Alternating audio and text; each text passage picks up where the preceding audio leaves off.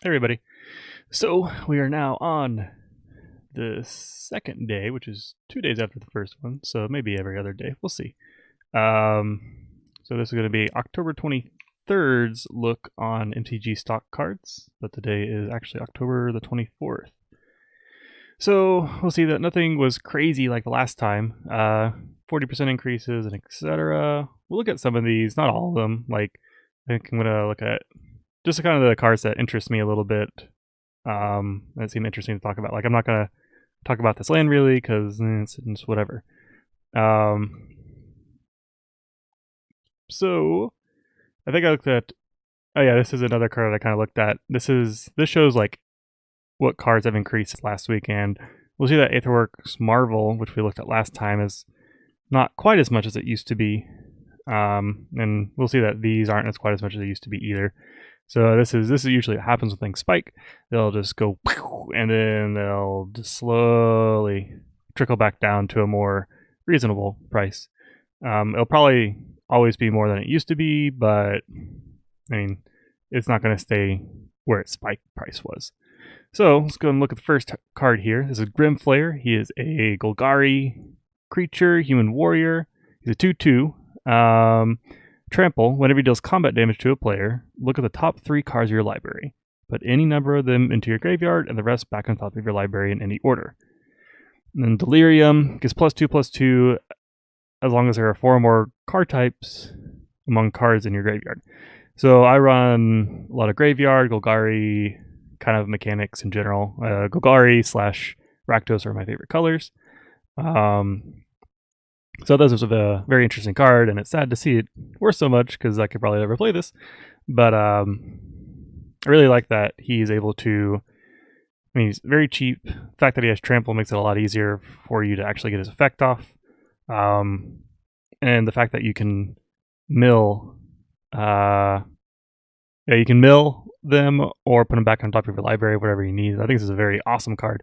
I'm not sure why it spiked. It's probably because just of the whole Pioneer format still, but that's fine. Cool card. I wish if he was a commander, that'd be really cool. That'd be a nice Golgari commander, but can't always have everything, I guess. All right, cool card. Let's see. This one was what? Yeah, this was the top card spike today. And then this one, it technically spiked, but it was like 50 cents, so it's not like a huge deal. I don't think this is because of Pioneer. Hello, Moon. I think this is more of probably just random or something else happened. So anyways, Pontiff of Blight. Doggy trying to get some peanuts. Or almonds, I should say. Anyways, Pontiff of Blight. It's 4 colorless, 2 black, zombie cleric creature. He has Extort, which Extort, if you don't know, is whenever you cast a spell, you may pay white or black. If you do, each opponent loses 1 life, and you gain that much life. So basically, if you have him out and you play any spell, you can pay white or black. And for Commander, this is awesome. This is, I think I bought one of these recently, actually, and I like the Extort mechanic. There just aren't a lot of good Extort cards. This is one of the kind of few cards that is okay for Extort. Hello, Moon. And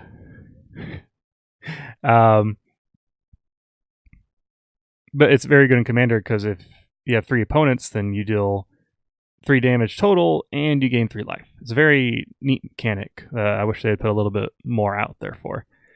But the other thing is that other creatures you control have Extort. So I don't think I wanted to say Extort stacks in the sense of if a creature had Extort and this guy comes out and they get Extort again, you can do 2 triggers of Extort on them, but I'm not sure on that. Kind of like Exalted. Exalted does that, I know. But so in this case, so on Extort you can only pay once. So if you have him out and you play 1 spell, you can only use its Extort ability once. But if you had 3 creatures out that all had Extort, you can pay Extort's ability for each creature, so as in you can do it 3 times total, and it would do 3 damage and you'd gain X amount of life based on that damage. So he's a pretty neat card. I like him.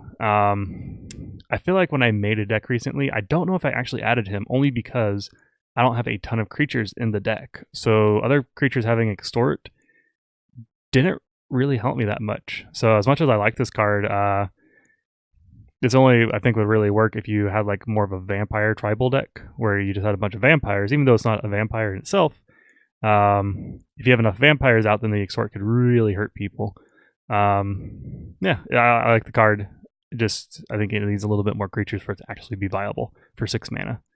All right, let's go to the next card here. Rampaging Ferocidon. Yeah, sure. 2 colorless, 1 red. He is a dinosaur, which is the best. And 3/3, so he has Menace. Players can't gain life, which is pretty brutal sometimes. And whenever another creature enters the battlefield, he deals 1 damage to that creature's controller. So this one was like, hey, I'm going to make 20 tokens. And you're like, okay, well, you're going to take 20 damage, and that'd be awful for them. I didn't play Standard or really know much about Standard at this time, but I remember hearing that Rampaging, because I think I saw this on the ban list. I was like, why is this on the ban list?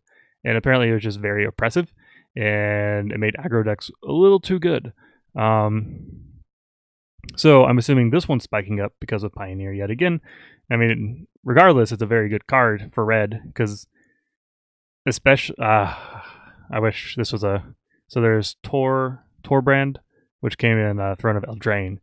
If that card came out, like if you can put those two together, that'd be pretty rough, I would say, because you're basically able to get Rampaging Ferocidon, and then you play Torbrand, and then whenever your opponent plays a creature, they take 3 damage each time. So that'd be pretty rough. Actually, just recently bought this card for a group hug / slug deck, so it's nice to get it before the spike, but I don't know how much this card will stay on the high end. It might, because I mean it's still a good card, and Pioneer would probably be a very good format for it. Let's see here. Teferi, Hero Dominaria. I'm not a huge fan of Teferi in general. Teferi just seems very oppressive in most of his things, and we're not usually huge control players, so whenever we see Teferi or something like it, we're like, just, it's awful. But anyways, he is a 3 colorless, white, blue, or Azorius, legendary planeswalker. He has 4 starting loyalty. So +1, draw a card at the beginning of the next end step, untap 2 lands. Okay, card advantage and some mana advantage. And the mana is actually really useful for Azorius, because then you can counter stuff easier, and then you're like, But anyways, -3, put target non-land permanent into its owner's library, 3rd from the top. Kind of annoying. I mean, you put out, I don't know what you would put out in Pioneer, but let's just say you put out Villas, because that's the only card that's coming to my mind, the 8-mana demon. Be pretty annoying.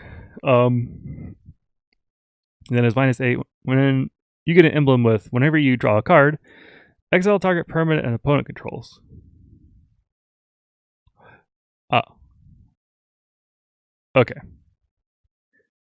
Well, that's kind of disgusting. Okay, so I didn't know exactly what this one did. I can't remember if this was the very expensive one. I feel like it is, but I'm not sure on that. Put target. So his -3 is pretty annoying, but if he uses it immediately, he'll probably die. His +1 ability is pretty nice. I mean, card advantage and mana, not ramp, but mana regain, I guess. Sure. But now -8 is 8 spooky, 5 me. So like, I don't know. I'm assuming you're going to try to get that -8 ability. That's what I'm assuming, and that's because, let's see, how much did this spike up to? This is spiked up from 28 to 35. So I'm guessing people have found ways to get this out fairly reliably to some degree, and maybe just the +1's enough. But because I guess if you use it, even if you use it 2 or 3 times, that +1's really good. Because when you think about it, his +1 ability is basically making him only cost 3 too.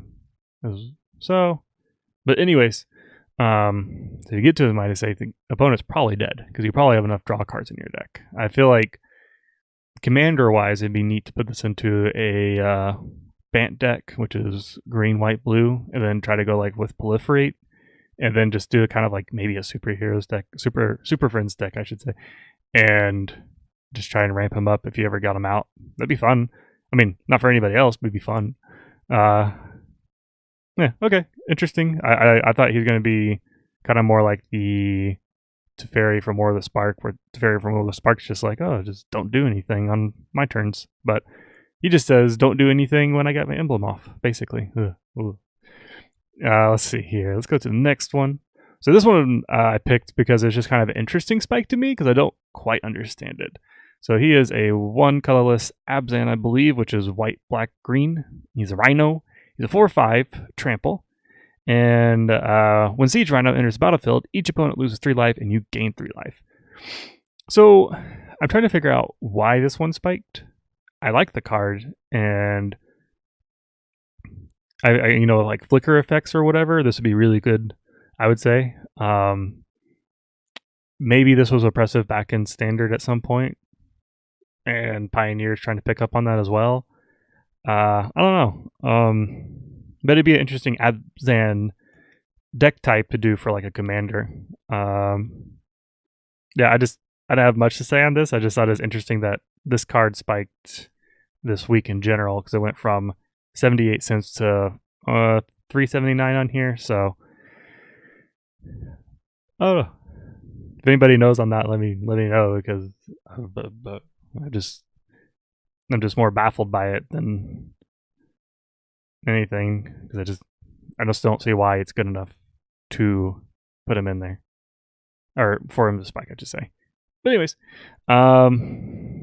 so this is kind of our more random commander card. I just like to talk about maybe one legendary creature each time.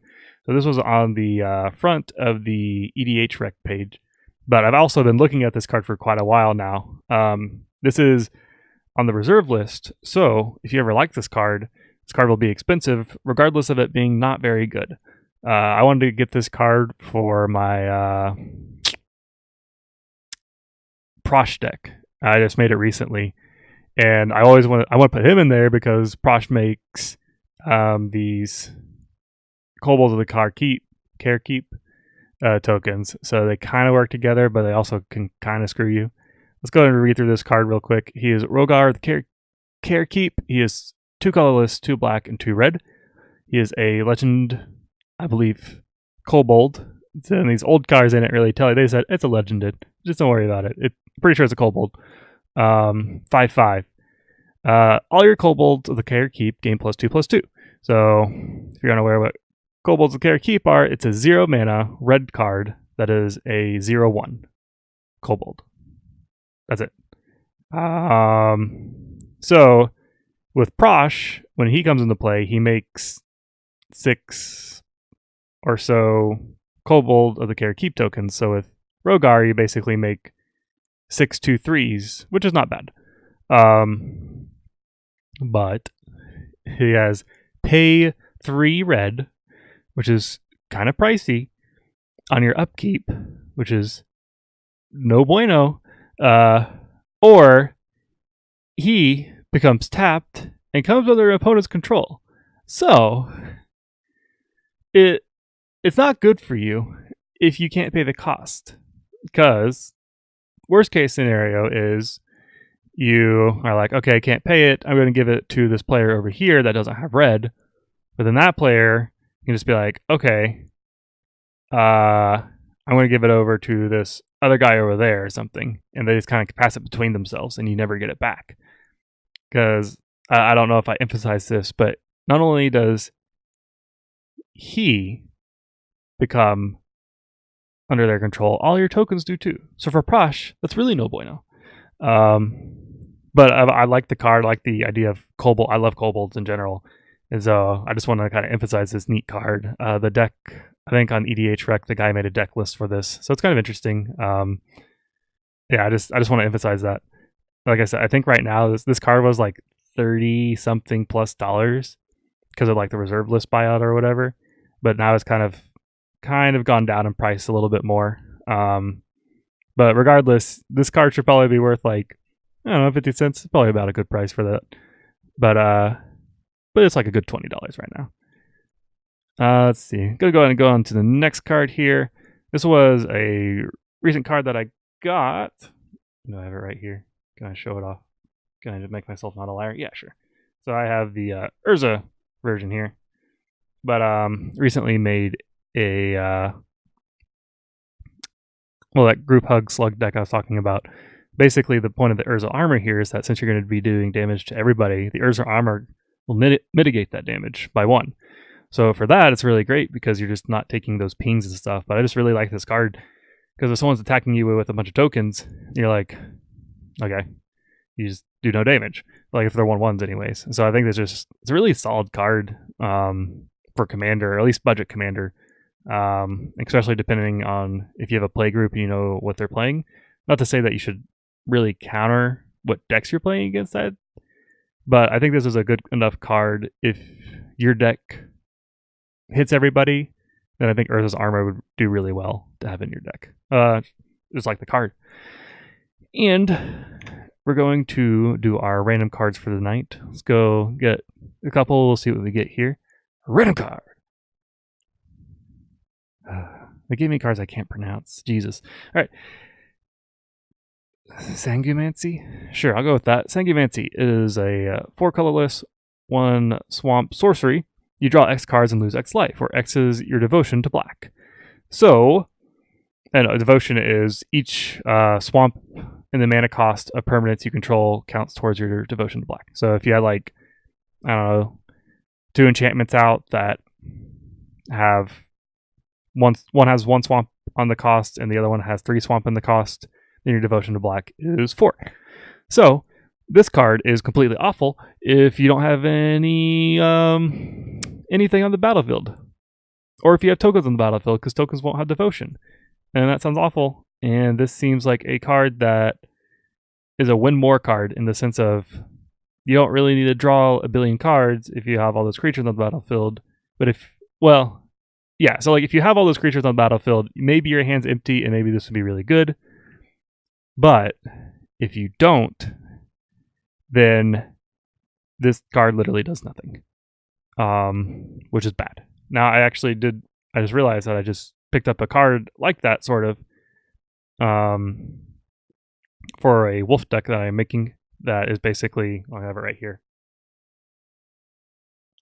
Camaraderie. Oh my god, I'm awful at English. My name's camaraderie. I'm not going to speak about that anymore. But basically, you draw X cards and gain X life for the number of creatures you have. So it is sort of a win more card, but I guess my justification on this one is that I need to have a lot of wolves on the battlefield. I'm going to probably be casting a lot of them. So with this, I'll be able to kind of like get back in the game a little bit. Yeah. I mean, it's for a budget deck anyway, so that's like this would be a budget deck that tries to get out a bunch of things quickly if possible. That's kind of like, but at least the reason I like mine more is because mine says there's creatures and not devotion. So at least if I have a bunch of tokens on the battlefield, it at least does something. But anyways, I don't really like that card. It's a win more card in my opinion. Let's go find another one. Random card. Well, here we have a plains. As you can see, it's a basic land, and when you tap it, it gives you 1 white mana. Good card. Anyways, I guess artwork on this, I like it. It's nice. We're gonna of course do another card here, but yeah, it's nice. Sure. Wait, what? Oh, okay. This is the World Championship deck. I was so confused because I saw this name Daniel, but then I see the artist is John Avon, and I'm like, what? But I'm like, oh, that makes sense. So the World Championship decks, they're basically just, these were decks that won World Championships, and or at least in the top 8, I think. And so the idea was like, hey, here's this deck, and you can play with these cards, but these gold bordered cards are like you can't use these in tournaments or whatever. But if you just want to play with the deck, and I think they're very cheap, they're probably like $10 or $20, and you can almost count them as proxies, sort of. But they basically are just a way to play with those professional decks and not have to spend all the money for it. And it's just something for fun. So kind of neat. Let's try and get a not basic land here. Sure, why not? We have Rushwood Dryad, 1 colorless, 1 green. It's a Dryad. Who would have thought? It has Forest Walk.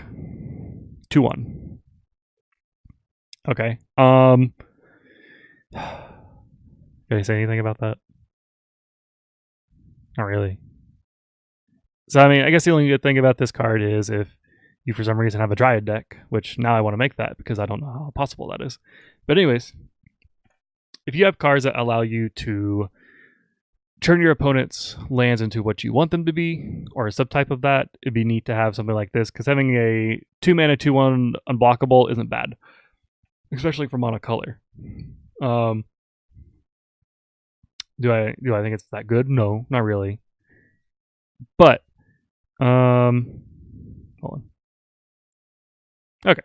But I think if you really wanted to try and do something with it, you could. No, I'm not going to support this card anymore. If you're doing a Dryad deck, there you go.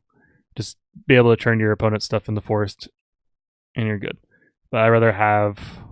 There's another card that's just... I think it's blue-green. It's a 2/2, and it's just unblockable. That's much easier. Now, mind you have to have blue, but I'd rather just have that card. Yeah. All right. Hope you guys enjoyed the kind of going over the spike cards and some EDH cards and some random cards tonight. Hope you all have a good one, and see you next time.